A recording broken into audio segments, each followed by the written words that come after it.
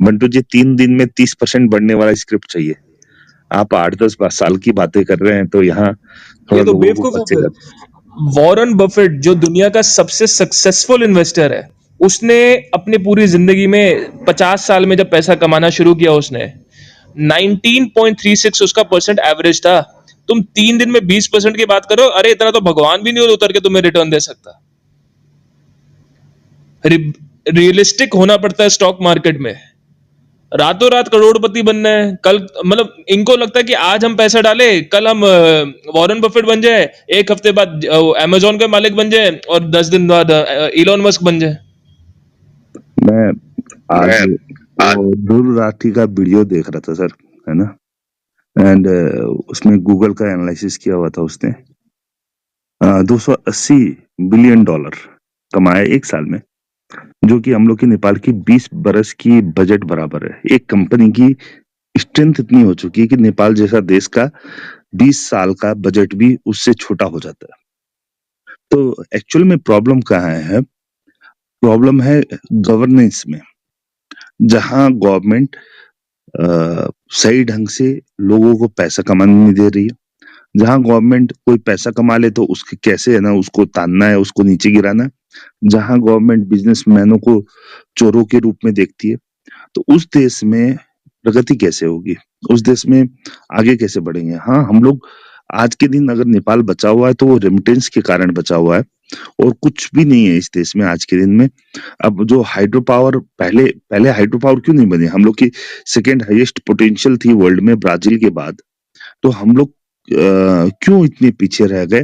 क्योंकि पहले हम लोग के नेता क्या बोलते थे, अरे पानी से यदि विदेशी आके है ना बिजली निकाल लेंगे तो पानी में क्या रह जाएगा। ये हम लोग की फिलॉसफी थी। जब हम लोग 18 घंटा लोड शेडिंग यहाँ हम लोग को होने लग गई, तब जाके आंखें खुली, और तब तक बहुत लेट हो चुका था एक्चुअल में।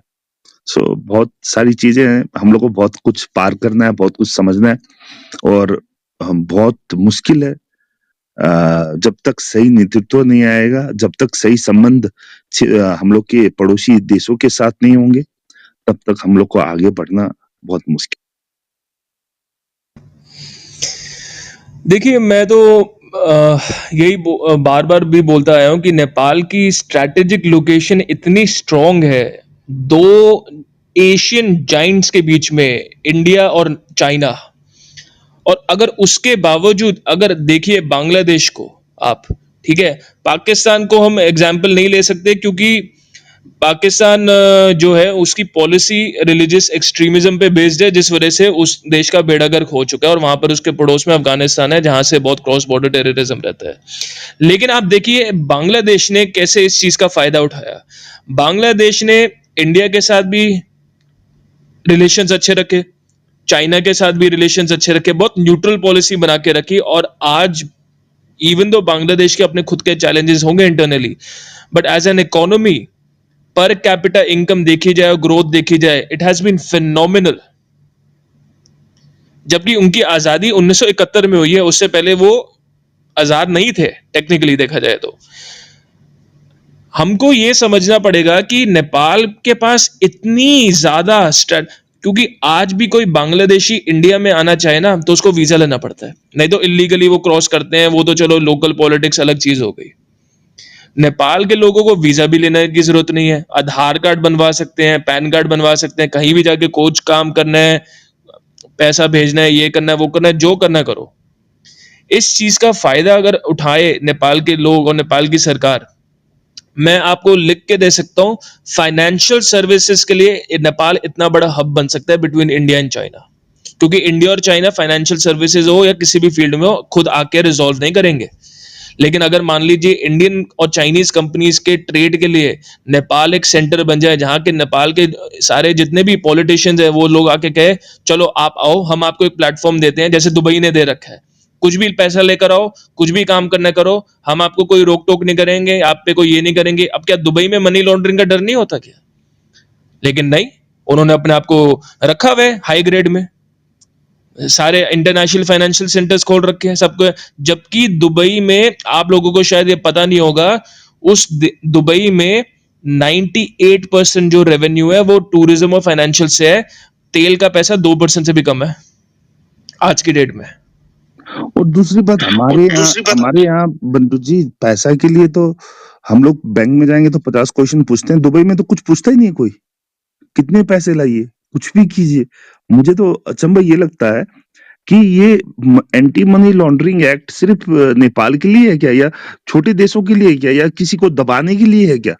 एंटी मनी लॉन्ड्रिंग एक ऐसा हवा बना दिया गया है जिसके कारण लोग डर रहे हैं, काम नहीं कर रहे हैं। और मैं फिर बोल रहा हूँ, अगर देश को डेवलप करना है तो इंडिया से ही लोग यहाँ आके पैसा लगा देंगे। आप नियम बना दीजिए ना। आप जो लोग 5 करोड़ रुपए लगाएंगे, मतलब इन्वेस्ट करेंगे नेपाल में कोई भी बिजनेस में व जमीनों में, है ना, उनको है ना हम अंगीकृत नागरिकता दे देंगे। पॉलिटिक्स को छोड़ के बाकी सारे अधिकार दे देंगे। इसमें इसमें डरने वाली क्या बात है?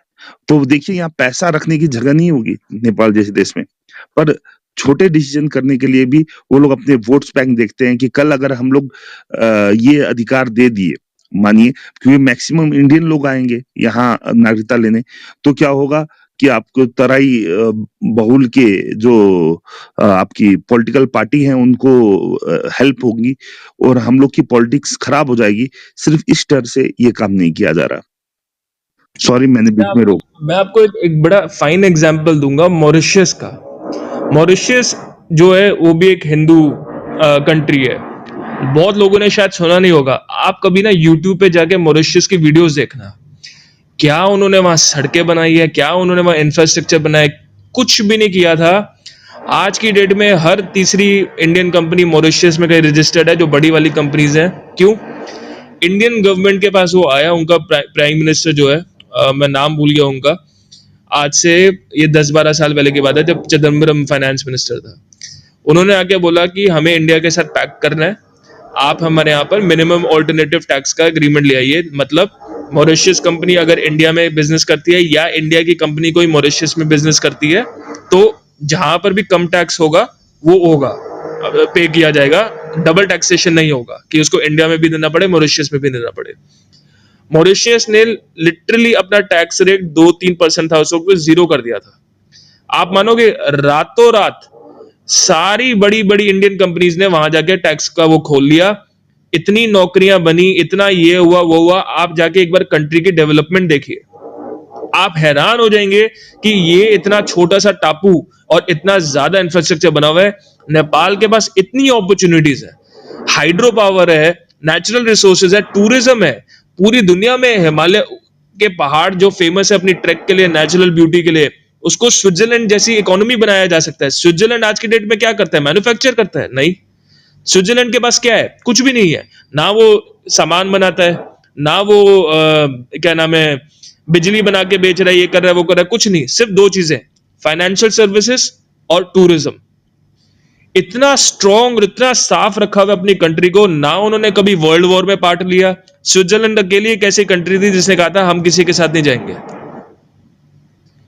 ना वो यूएस के साथ गए, ना वो इधर गए उधर गए, सिर्फ अपने काम से काम रखा। और आज देखिए वो कितनी स्ट्रॉन्ग इकोनॉमी है। सिर्फ 2 चीजें, फाइनेंशियल सर्विसेज और टूरिज्म। कितना मुश्किल है?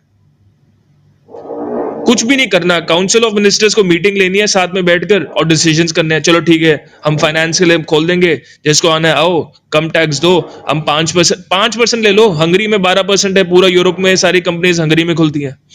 मैं कह रहा हूँ आप 5 कर दो, चलो 6 कर दो, इतना तो कोई रेवेन्यू का लॉस होगा नहीं। बट ये सोचो, जो पैसा बाहर से आने लग जाएगा इन्वेस्टर्स के लिए, आप मार्केट खोल दो।